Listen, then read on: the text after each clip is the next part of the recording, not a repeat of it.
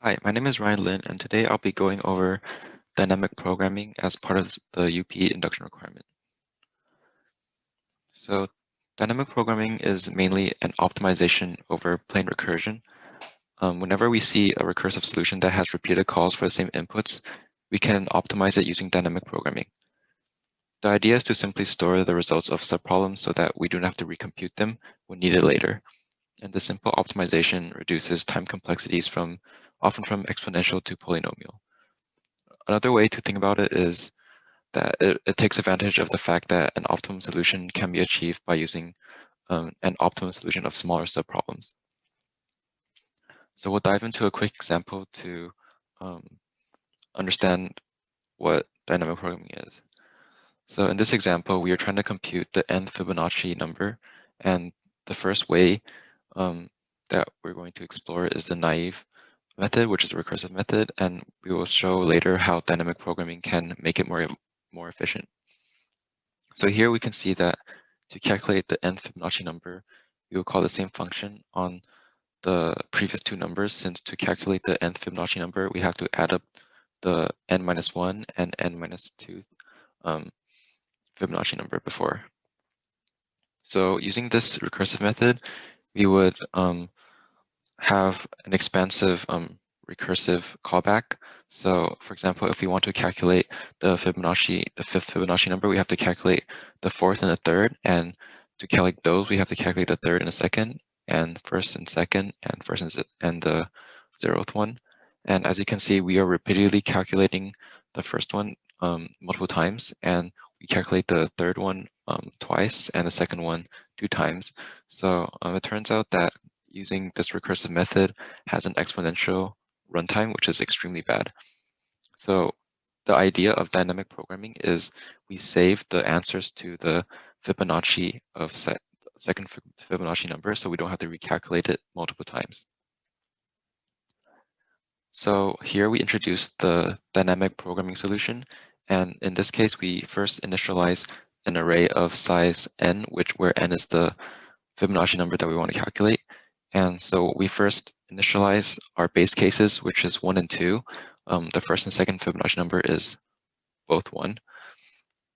And then we move on to calculating the third. And since we already have the first and second stored there, we can just add them up and get 2.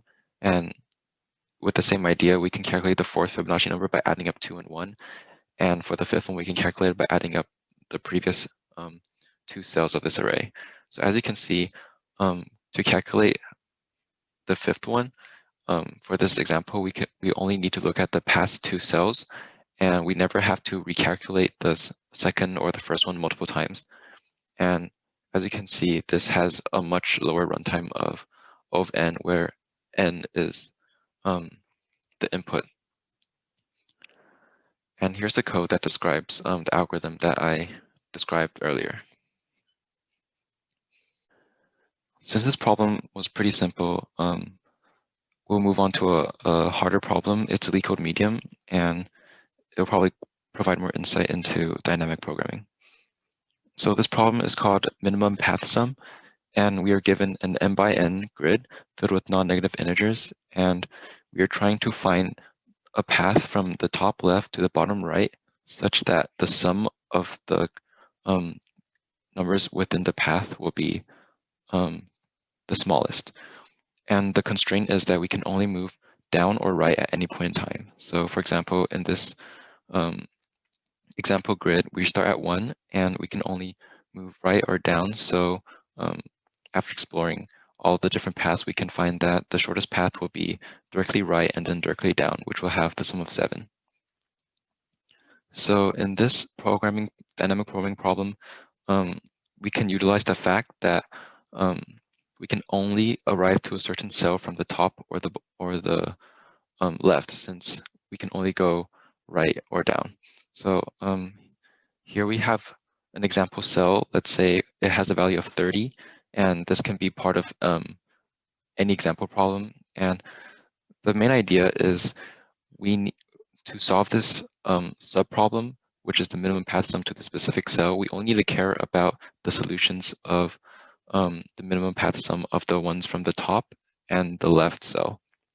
So looking at the solutions to the minimum path sum to the left and top cells, let's say that the minimum path sum to the left cell is 10 and the minimum path sum to the top cell is 20.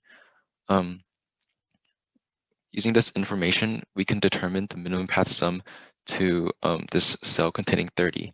And all we have to do is to take the minimum of 20 and 10, which is 10, and then we can add it to 30, and we can update this cell to 40, which is the minimum path sum to the specific cell. So using this core idea, we can use dynamic programming to fill out a dynamic programming array and then get our final answer.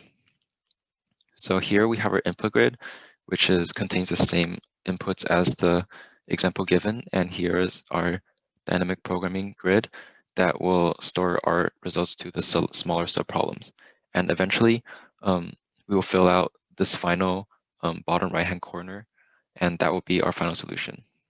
So recall that to fill out a specific grid in this dynamic programming solution or dynamic programming array, we will have to have the solutions of the top one and the left one, since we can only come from the right or the top.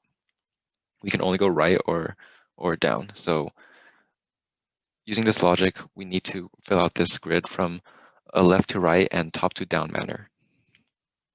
So here, we first fill out the top left-hand corner of this grid, and since there's nothing on the left or the top, since it's out of bounds, then we just simply put in the value of the input grid at that location, which is 1.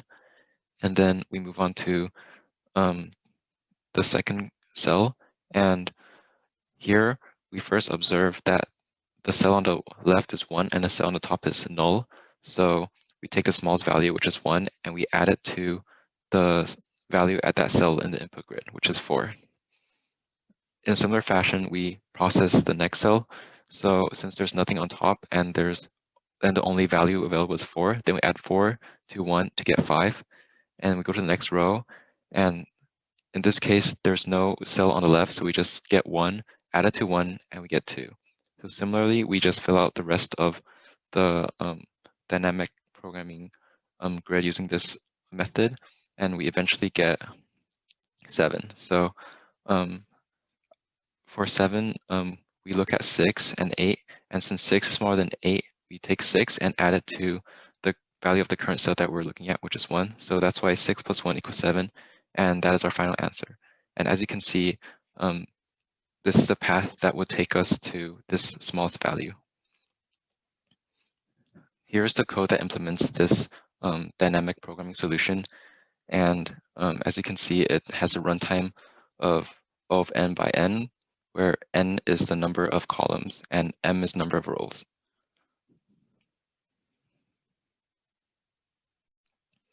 Below the code is also a word explanation of the code if you're interested in reading that. And I hope this presentation was an adequate overview of how dynamic programming works.